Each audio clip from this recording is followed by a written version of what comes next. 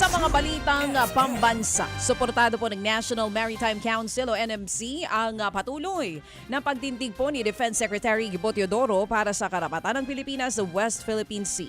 Kasunod po ito ng ibinato na sanctions ng China kay Teodoro at sa kanyang pamilya na pagbabawal na bumisita sa China, Hong Kong at sa Macau. Ang git ng NMC, consistent ang kalihim sa trabaho nito alinsunod sa batas at polisiya ng Pinas. Ang mga pahayag daw ni Teodoro sa West Philippine Sea ay refleksyon ng commitment ng Pilipinas sa paninindigan sa soberanya.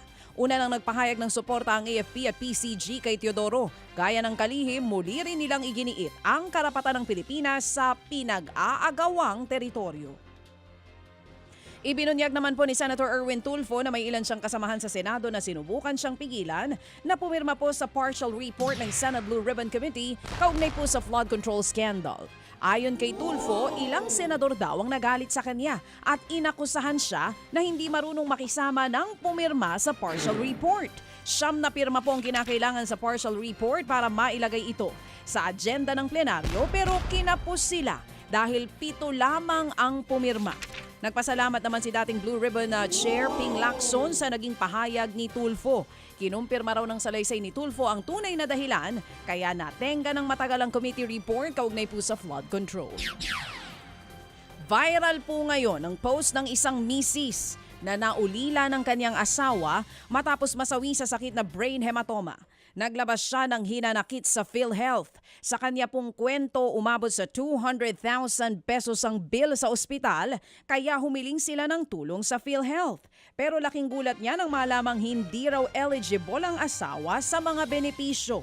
Dahil hindi raw ito na-admit sa ospital ng 24 na oras. Aray ko po. Ang git ng misis, 25 taong naghulog ng kontribusyon sa PhilHealth ang kanyang asawa, kaya bakit daw wala siyang nakuha ngayong nangangailangan sila? Paulit-ulit daw siyang sinabihan na nakabatay ang polisiya sa isang memorandum circular ng PhilHealth. Pakiusap niya sa ahensya pag-aralang muli o baguhin ang polisiya.